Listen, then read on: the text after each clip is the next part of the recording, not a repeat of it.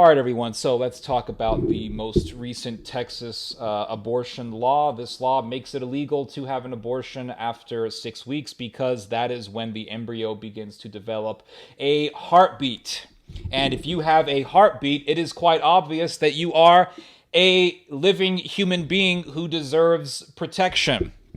Now, of course, all of these left-wingers are outraged by this. They're saying that this is a war on women. It's a public health issue. If women don't have the right to terminate their pregnancies, it's a public health issue. As if all of these abortions that women are having, they're all life or death situations and public health problems. As if humans are a health hazard. It's a very eugenic mindset that plagues the left. And this is the thing: while the left will say that they are the people who are fighting against racism, or that they're fighting for human rights, the left will also turn around and say things like, we'll kill the rich and kill landlords. And also, unborn children have no rights in the ideology of the left. This is why Hillary Clinton stated that unborn children have no constitutional rights. Now, the Declaration of Independence says that we are given by God the right to life. We are given by God the right to be alive. This is obviously the most essential right. It's the most essential right, because if you are not alive, you have no rights. And if the state can say that you are not a human being, then the state can also take away all of your rights, because you don't have any rights if you ain't human. If you're not human, then you do not deserve any constitutional protections.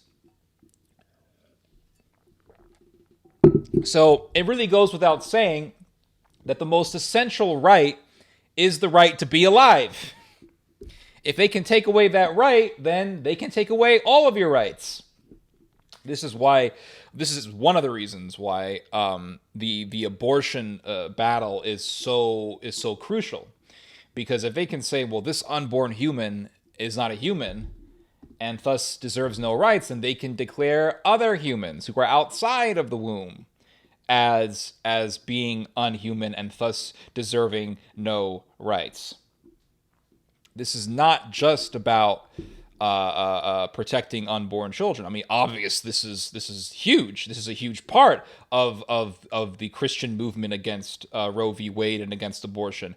But there are other ramifications that we are extremely concerned about, and that is how the pro-abortion ideology can be expanded to other people. This is why Christians, be they evangelical, Catholic, Eastern Orthodox, are at the forefront of fighting against things like euthanasia. And this is why, when the United States government said that it is constitutional for the government to forcefully sterilize people deemed as mentally unfit, it was the Christians in the first half of the 20th century who were also at the forefront of fighting against eugenics, fighting against a state-mandated sterilization. Christians have always been, and they will always be, the ones fighting against such evils. Now, what makes this Texas law so unique and so distinct is that this law deputizes citizens to also fight against abortion. Fight against abortion after, to be specific, after 6 weeks. So, for example, if you know that someone is providing abortions, you can sue them. If someone is aiding and abetting an abortion, you can sue that person. And that can mean For example, someone just giving a ride for a woman to an abortion clinic so that this woman can have an abortion. You know how it works, right? Oh, we support you. You know, we're on your team. We're in this together. I'm going to give you a ride to the abortion clinic. That person who is giving the ride can be sued. Now, the Texas law does not penalize or punish women who want abortions, but it penalizes those who provide abortion and who enable abortion. And I think that this was very strategic because instead of allowing Texas officials to penalize people who provide abortions or who enable abortion, the law deputizes citizens to sue abortion providers and enablers. And this is very strategic because citizens have the right to launch lawsuits. So you can't go against Texas government officials. You would have to go against all of these American citizens. And that's going to be very, very difficult because this is not a case where the state is penalizing people and you can go against the state and accuse the state of tyranny. These are simply individual American citizens making lawsuits. And that happens every single day. So you can't penalize people for wanting to sue people. This is part of American culture. I mean, America is the most litigious society in the world. So what are you going to do? You're going to change a part of American culture? This is very strategic. This is the reason why the Texas law is shaped in the way that it is, so that it allows people to use the judicial system to punish abortion providers and enablers. And thus, because citizens are allowed to do lawsuits, those citizens are protected. You can't punish someone for wanting to do a lawsuit. So it's a very, very effective law.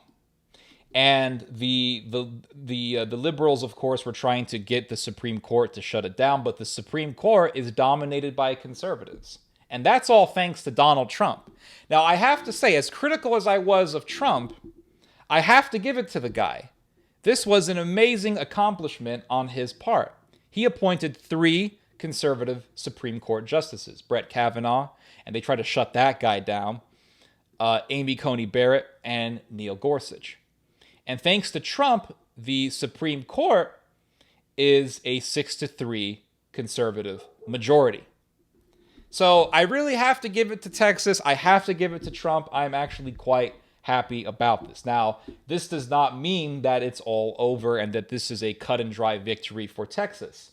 This is going to be an ongoing war because, as we all know, those who love abortion and those who love Sodom, they do not stop. They're like the mummy in the movie The Mummy. You know, this creature does not sleep, he doesn't eat, and he will never stop. This is what we are dealing with here. These people, these activists, these organizations, the abortion lobby is very aggressive and it is extremely active. Just look at what they did to David Daleiden. David Daleiden was the guy who secretly filmed Planned Parenthood representatives trying to sell him the organs of murdered embryos. And the abortion lobby, Planned Parenthood, tried to destroy Daleiden. They took him to court, and the court eventually fined him like $500,000. Now, of course, Daleiden's legal representatives appealed this fine, but nonetheless, it really goes to show you how active, how aggressive, and how ruthless the pro-abortion lobby is. Now, I must say, this is an ongoing war. This is going to be an ongoing struggle, and it's something that is going to be in America's culture war forever. Unless, of course, America becomes a Christian country, or if America just ceases to exist. the abortion lobby, the pro-abortion activists, they do not stop. These people just keep going on. They are just like the activists for the Republic of Sodom. So this is going to be an ongoing war. Now, what could likely happen is that some abortion doctor in Texas will do an illegal abortion. And then he's going to have to face trial, and he will simply just keep appealing the case, and eventually the case will be taken up to the highest court, the Supreme Court, and they're going to try to get the Supreme Court to shift its position on this law in Texas. These people are they're very relentless. They do not stop. So this is going to be an ongoing war. But I must say, I really have to applaud Texas, and I have to give it to Texas for doing this. This gives me much hope and optimism and enthusiasm. Now, I used to be very, very enthusiastic and easily excited by stories of conservative victories or conservative efforts to have a victory.